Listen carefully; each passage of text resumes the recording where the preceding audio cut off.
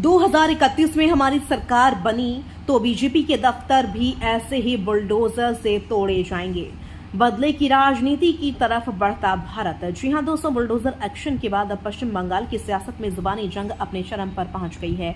TMC के राष्ट्रीय महासचिव और डायमंड हार्बर से सांसद अभिषेक बैनर्जी ने ऐसा बयान दिया है जिसने राजनीतिक गलियारों में नई बहस छिड़ दी है।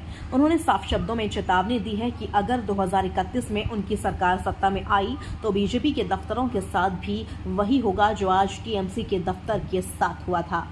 दरअसल दक्षिण 24 परगना के आमतला में स्थित टीएमसी कार्यालय के एक हिस्से पर जिला प्रशासन ने बुलडोजर चलाया। प्रशासन का कहना है कि भवन का हिस्सा बिना नक्शा पास और नियमों के उल्लंघन के साथ बनाया गया था, इसलिए कानूनी प्रक्रिया के तहत कार्रवाई की गई। लेकिन इस कार्रवाई से अभिषेक बैनर्जी बेहद नाराज नजर आए। उन्होंने सोशल मीडिया प्लेटफॉर्म एक्स पर पोस्ट करते हुए दावा किया कि यह कोई वैध प्रशासनिक कार्रवाई नहीं बल्कि वर्दी में चोरी थी। अभिषेक ने आरोप लगाया कि पुलिसकर्मी कथित तौर पर भाजपा समर्थकों के साथ कार्यालय के अंदर घुसे और वहां से लैपटॉप, प्रिंटर, महत्वपूर्ण दस्तावेज, मेज, कुर्सियां और अन्य सामान उठा ले गए।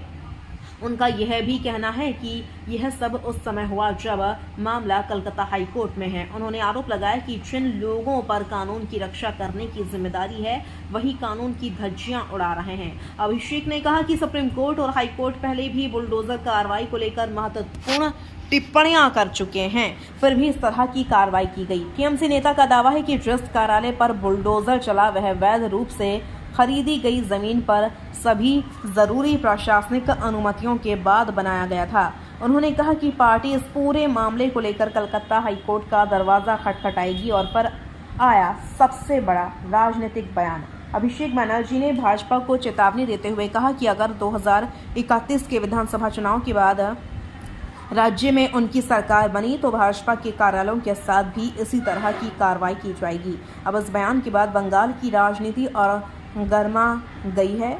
एक तरफ प्रशासन इस कार्रवाई को पूरी तरह कानूनी बता रहा है तो दूसरी तरफ टीएमसी इसे राजनीतिक बदले की कार्रवाई करार दे रही है। अब बड़ा सवाल यही है, क्या यह लड़ाई सिर्फ एक दफ्तर तक सीमित रहेगी या आने वाले दिनों में बंगाल की सियासत में बदले की राजनीति चलती रहेगी। मैं हूं नीलोफर अंसारी। ऐसे ही खबरों के लिए बने रहिए सच टीवी 24/7 के साथ।